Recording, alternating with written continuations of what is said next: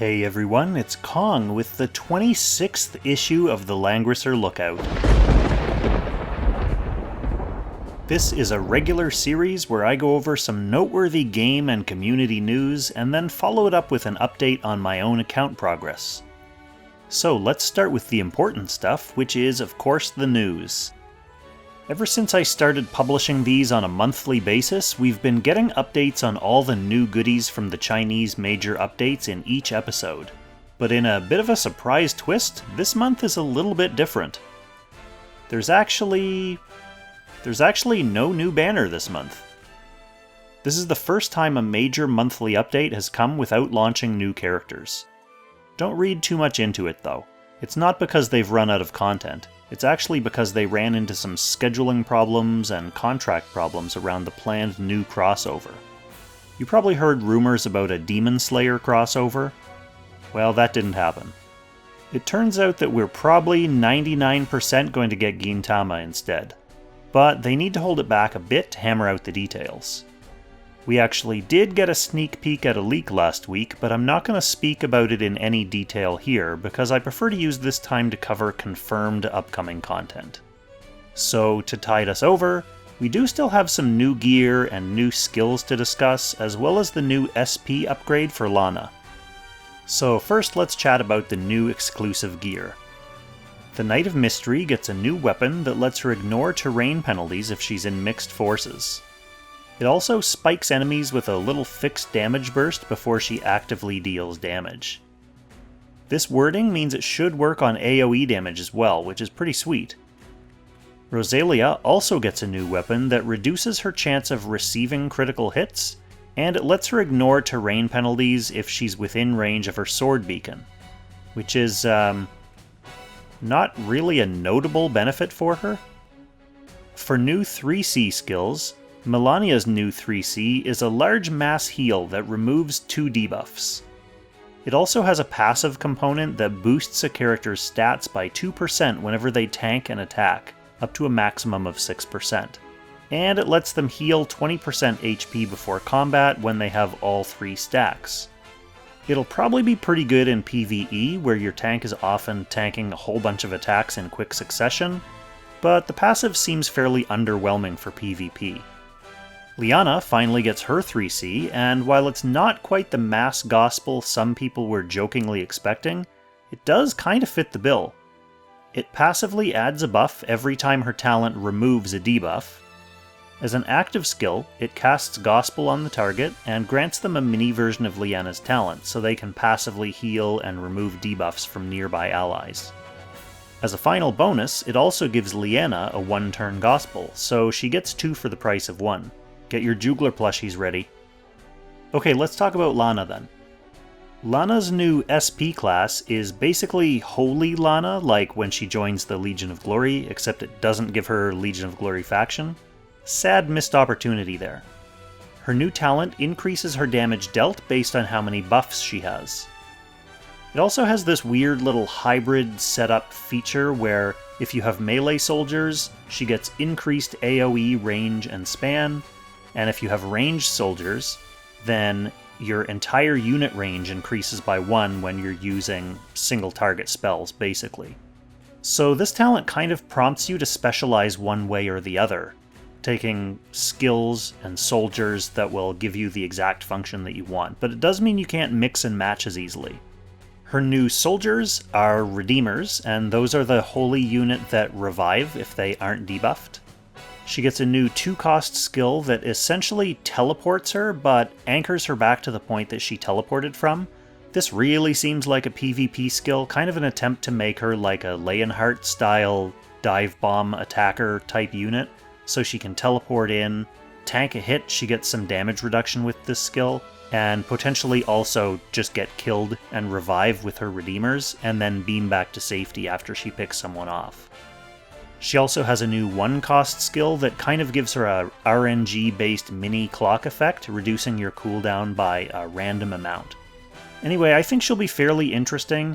A lot of the reason some people are underwhelmed by her is that she isn't overpowered to the degree that Lucretia is, for example. but I don't think it's a really good idea to expect that all new mages are going to be exactly to that level.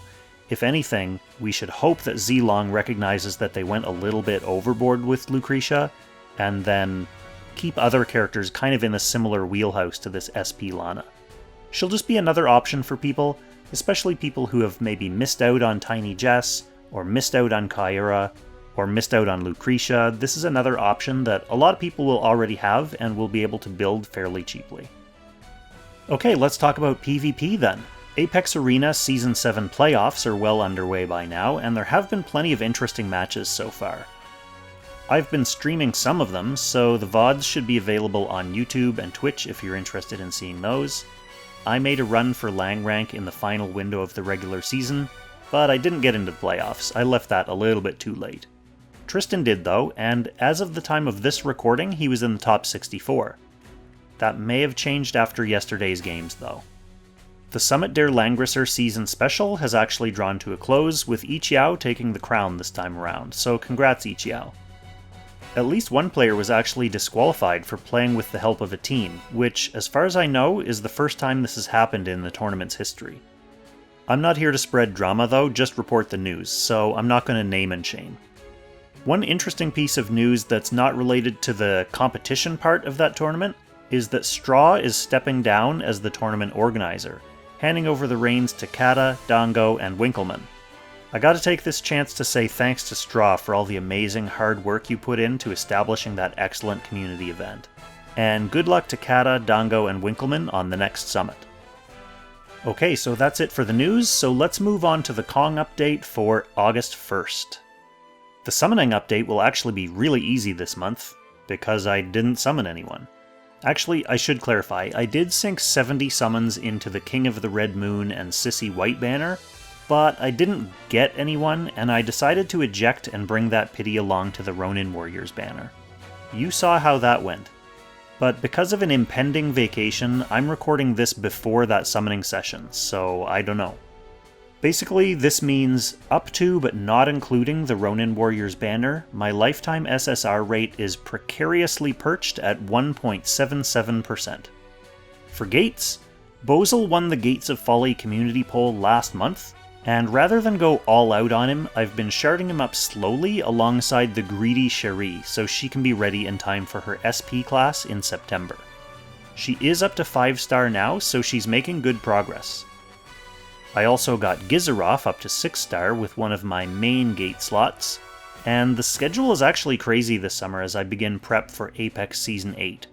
Fortunately, there are a lot of good units that I need to build up for my box, so there's a lot of selection. And on that note, the 22nd Gates of Folly community poll is now live on my community page. The poll is going to be active all day Sunday until the in-game server reset, at which point I'll start farming up whoever wins the vote for the next month or so. On the gear front, I actually don't even have a gear update this month. I'm still on the hunt for a Glory of the World for Cherie when she comes out, but I haven't had any luck yet. So let's briefly hop over into the game for a training update. It's a pretty good update this month, actually. For infantry, I maxed out my Highlanders, which are a nice soldier to tech for a few characters I use and a couple characters I don't. They're nice to have. For Lancers, I also maxed out my Hoplites, which gives Bernhardt a nice troop option for when he can't use werewolves. I also dipped back into my neglected Aqua Tree and maxed out my Leviathans.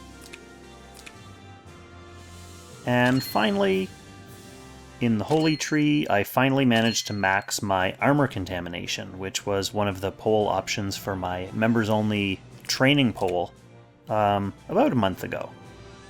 I got close to the end of that one and then topped it off, posted another poll. People voted for Leviathans, but I managed to be able to get Leviathans and all those other troops done as well.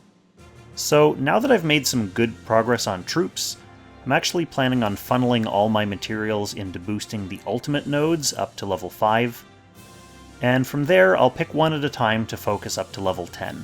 So I'll probably ask my channel members to vote on what order I do them in now that I think of it. And that's it for a very lightweight Vacation Kong update. So thanks for tuning in, and thanks for all your feedback and advice and encouraging comments as always. Stay tuned for the next episode of Should You Summon later this week, and then I'll catch you in the next Langrisser Lookout.